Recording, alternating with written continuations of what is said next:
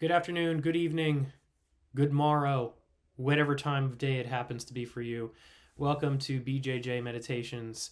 I'm your host, Joe Hannon. This is BJJ Meditations number 25.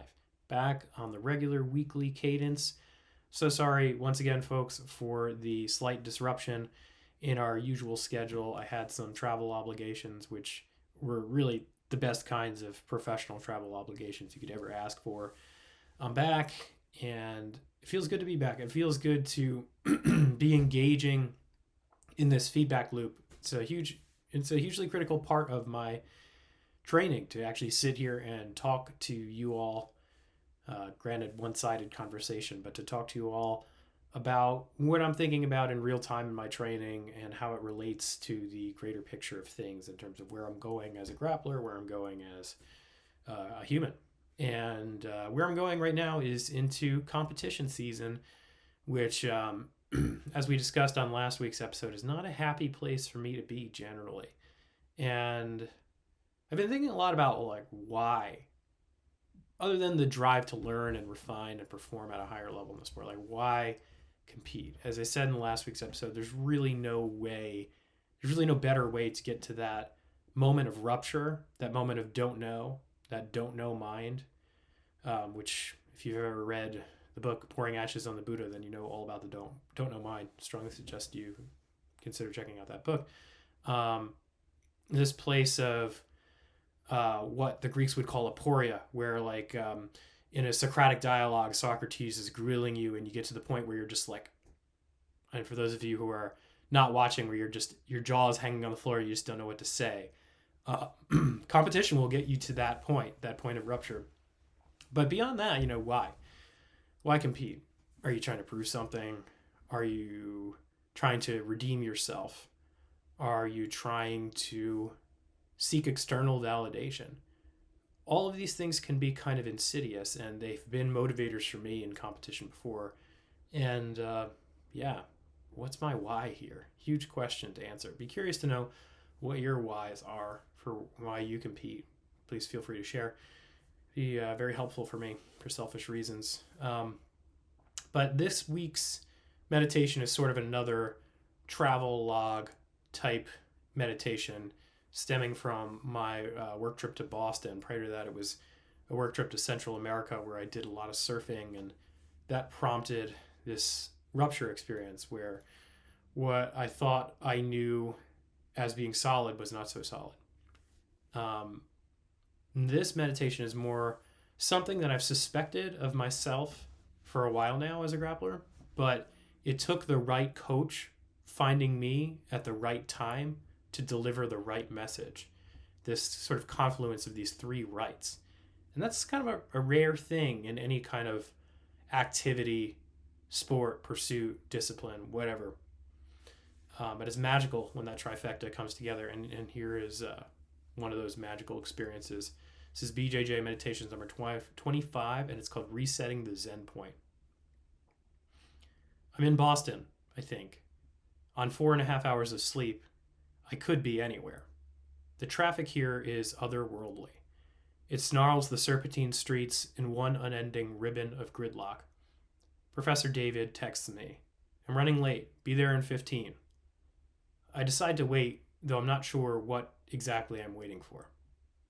Some rounds with a black belt in a strange city, I guess. But after a day of intense physical and mental work, fighting more seems repugnant. But I made a commitment, so I decide to keep it. I shuffle aimlessly around the old Aikido school, its white brick walls festooned with racks of wooden swords, medals, and trophies from battles long forgotten. How quickly salience fades, I think. Professor arrives, and he's unnecessarily apologetic. He takes his time robing for battle, files his nails with a focused precision. He's ready. Okay, let's play, he says. But there is no playing here. Not for me, at least. His jiu-jitsu is ironclad and classic, just like the very space his school inhabits. Every precious inch of space is taken away from me. I instantly regret no-brainer decisions like taking mount, launching attacks from side control, even digging for double unders and butterfly guard. Most of the time, I'm fighting from disadvantageous positions. I don't like it, but I'm relaxed. I'm too short on sleep to be anything but relaxed. I play languid, defensive jiu-jitsu, waiting for an opening to exploit, an opening that never comes. The session morphs into a private lesson that's mostly psychological. It's one I'm confident that I'll look back on as a turning point in my grappling life. You see, you need to reset your Zen point, he says, demonstrating proper positioning during a side control and mount escape. He engages his core, braces frames with full strength of his body. His face is calm, relaxed, but his body radiates fuck you energy, something my jiu-jitsu and maybe my life are lacking. Poise and relaxation are not mutually exclusive. It's the firm grip on the wheel that doesn't white knuckle. It's the balance between aggression and passivity. It's the determination not to accept the inferior position, but the acknowledgement of things as they are. Now, when I return to bad positions, I return to Boston. Yeah, so this professor had just immaculate old school jiu-jitsu based on rock solid foundational principles. And there was just nothing I could do right with him.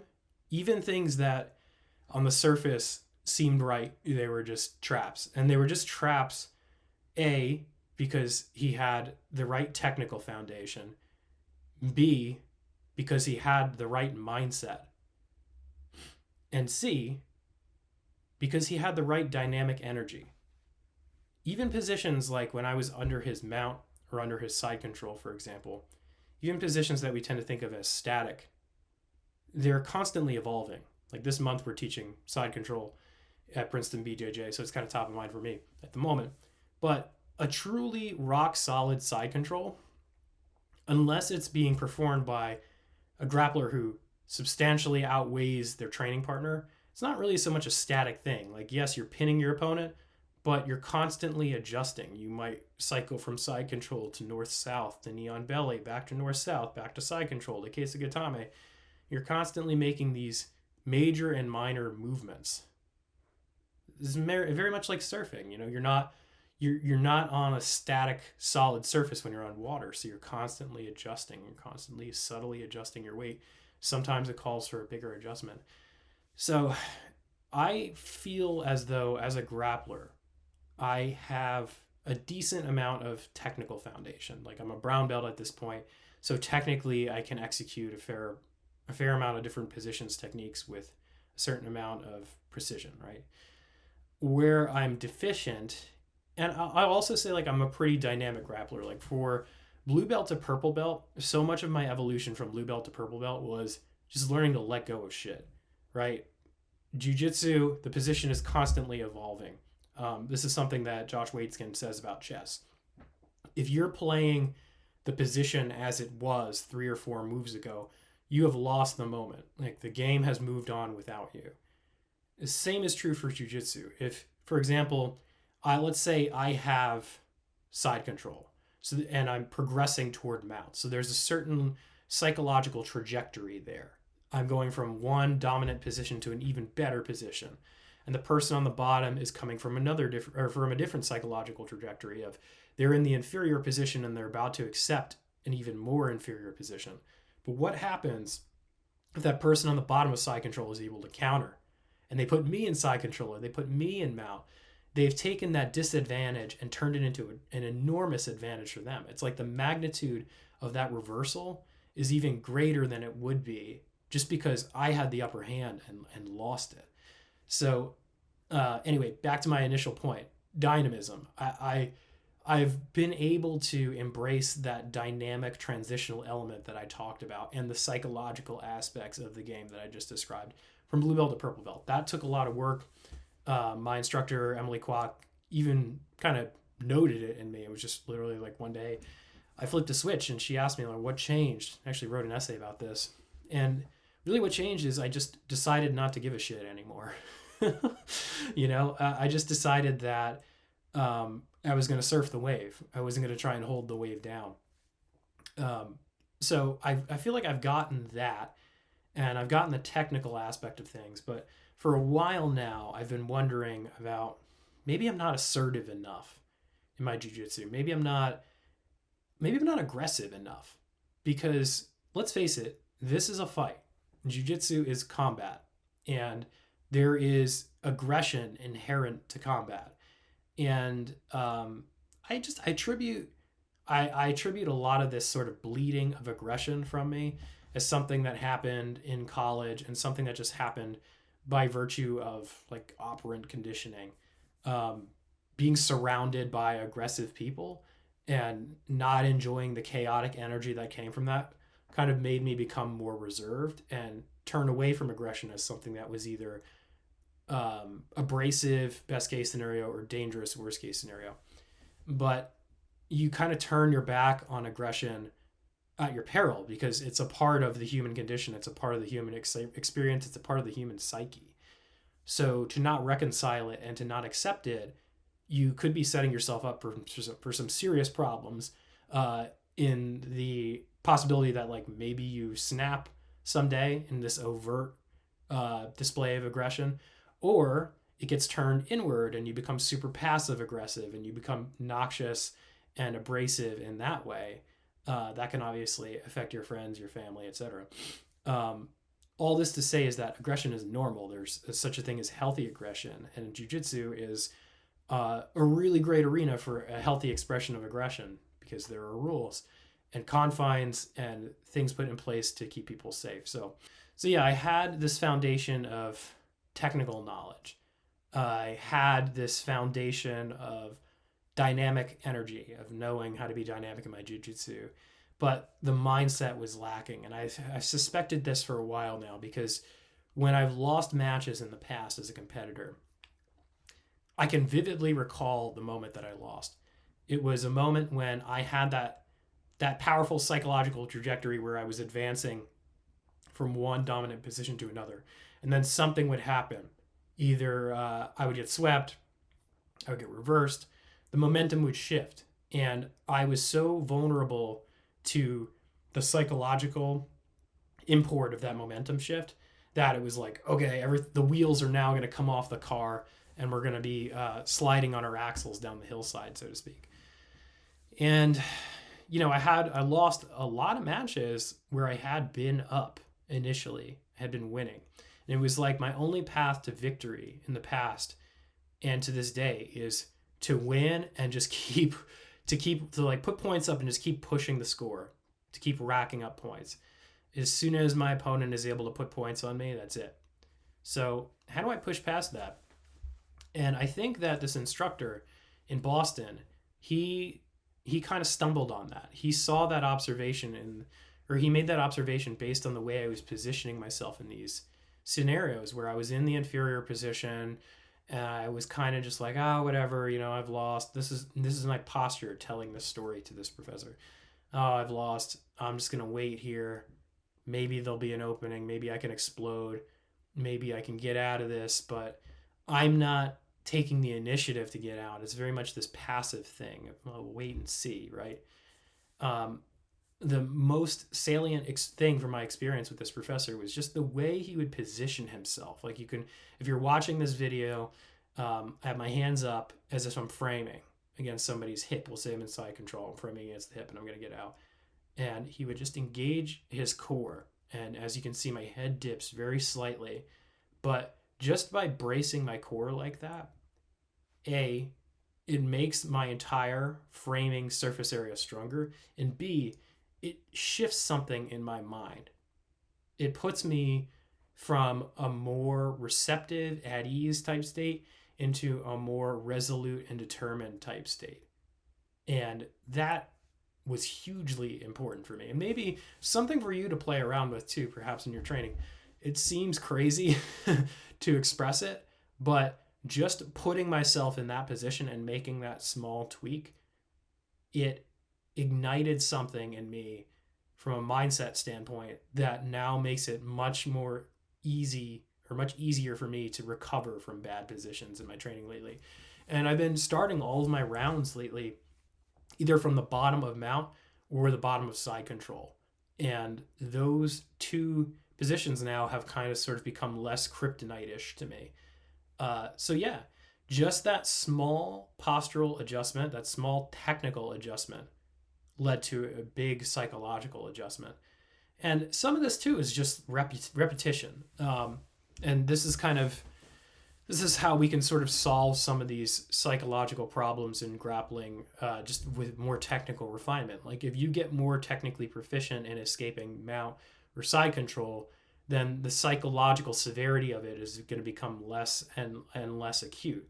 So now it's not that I'm numb to being in the bottom of mount or that I'm numb to being in the bottom of side control. Like it still sucks, and I'm still very much attuned to the fact that it sucks, but the suckiness of the position is less salient to me than the technical ability to get out and the mindset and determination to escape.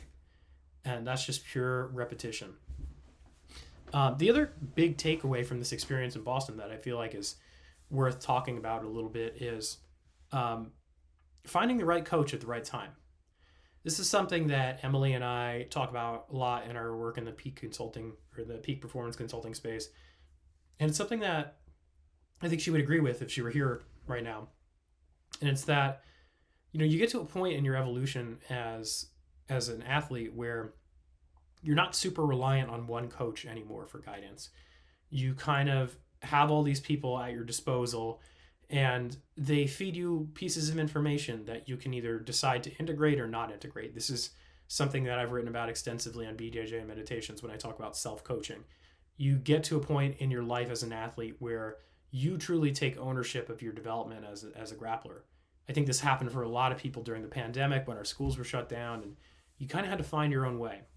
And I think that this person in Boston, I could have just gone there and I could have just taken a few technical examples from him in terms of how he frames to escape mount and side control, and it would have been great.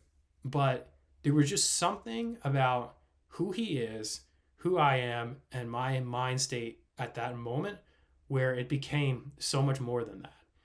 And some of it's serendipitous, and then some of it is also just like a willingness to see it through, to see the engagement through, to put yourself into that experience. But I think that the further we go along on this journey as grapplers toward the black belt and beyond, the more important it is to seek engagements like that.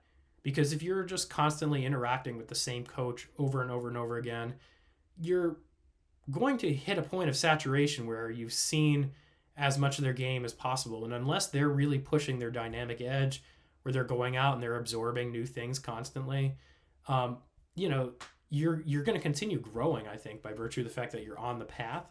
But could you be growing more efficiently and effectively? Yeah, I think you could be if you were going out and seeking these lessons like the one I received from this guy in Boston, or going to seminars, or going to other schools and training. All these things are essential. And I do think it's important to have sort of like a home base of operation, a coach that you consider your head coach and who understands your psychology deeply and who can push you. But I'm weary of coaches who are possessive. I'm very wary of coaches who are against you going out and training other places or going to other schools or competing. And these coaches are out there. These experiences, I think, are absolutely essential to leveling up as a grappler and to personal development as a human being. If you're just constantly playing it safe and playing it familiar, then you're stymieing your own growth. And the way forward, I think, is collecting coaches and collecting coaching relationships like the one that that hopefully I can continue to nurture with this coach out in Boston. So yeah, when I find myself in these bad positions now, I do return to Boston in my mind and in my body, and we'll see where that gets me this competition season. We'll see where that gets me as I continue to train and prep for whatever lies ahead. But that about does it for this week's BJJ Meditations. As always, The best way to support BJJ Meditations is to go on Mirror, the blogging platform on the Ethereum blockchain, and purchase an NFT of one of the essays that underpin these episodes. They're about $15 a piece, and you can own a piece of the show. Probably what I'm going to do at some point is, eventually my goal is to turn all these essays into a book. And I might do something like, if you own a certain number of the NFTs, then you get a free autographed copy of the book, or something like that. Maybe we'll have a live event, something like that along the line, but holding these NFTs is going to make you eligible for exclusive offers like that. So something to think about. Other than that, everything's always going to be free here. Essays are going to be free to read. Podcast is going to be free to listen to or watch.